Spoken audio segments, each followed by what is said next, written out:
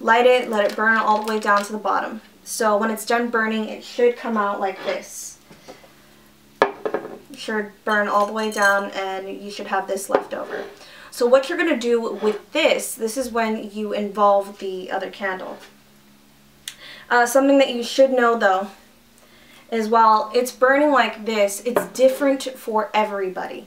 Because I've done 3 candles for 3 different people, but I use the same herbs in the black. And they all did different things. So this is not the type of candle that you leave, I guess you can say, unsupervised. I know some people like to leave their candles on their altar and let it burn, stuff like that, but you do not do that with this candle. It has a different reaction for everybody. I use the same herbs, and it just every single time has a different reaction. For one of my friends, it literally burst into flames. Like, it got to about, I think, like around here somewhere, and it just went into flames, just all through, just went so whatever was going on at their place, it was seriously getting rid of all the negative stuff. For one friend in particular, it just kept on cutting off. Someone else, the flame was doing all kinds of weird crap. Like, it was literally like taking on a life of its own and how it was moving and stuff. So you want to keep your eye on this. If you guys do this spell and you have any like particular experiences with it, let me know, because I want to know the weird crap your candle does. I'll show you a clip of it pulling some crap. Alright, for this one, you're going to need sugar, because you just cleared yourself of all the negative energy. So now what you're going to do is bring positive to you. So you're going to fill the void of everything that you want. You can just use sugar. You don't have to use a bunch of different herbs and stuff like that, but this is super simple. You want to fill it with a good bit of sugar, because you're going to be filling it with light. And sugar is good for sweetness and happiness and love and stuff, because it's sweet and it's good, and we all love it. So you just fill it with a bunch of sugar. So you might want to buy your own sugar, because you don't want to use all the sugar you have at home. You can fill it up as much as you want, all the way to the top if you want. Just enough to where a candle can set inside of it. Now fill it with happiness and happy herbs and stuff like that. You can just stick with the sugar, because I want this to be super simple. But let's say you want to bring love into your life. Put some little rosebuds in there.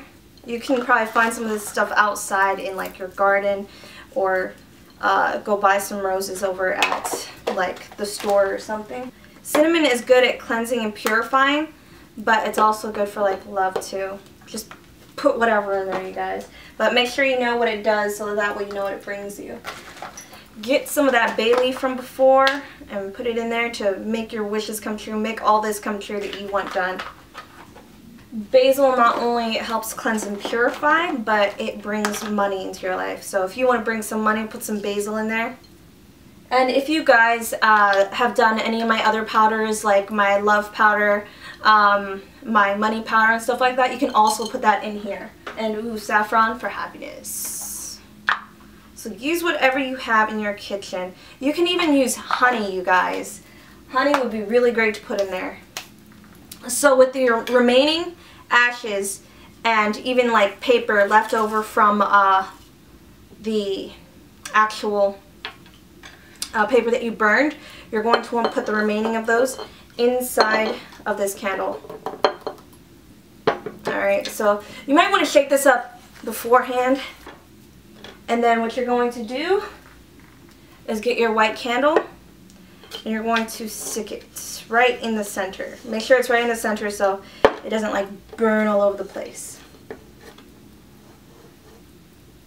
So what this is going to do is that it's going to burn all the wax, and it should settle down to here to seal up this candle. And what it's going to do, it's going to seal in all of the love, the happiness, the money and stuff that you want to bring into your life.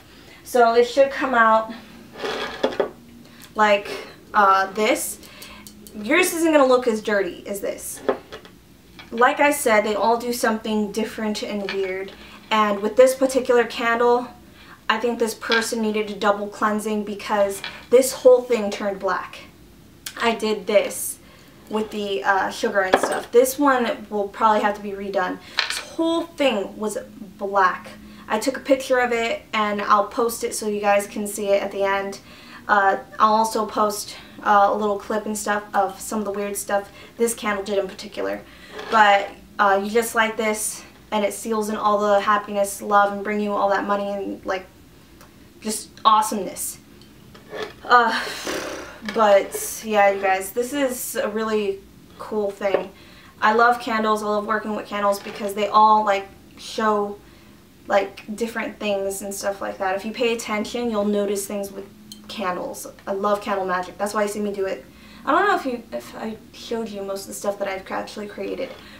But yeah, you guys, I'm sorry if this was like a really long video and it was kind of scattered, but I really do hope this helps you.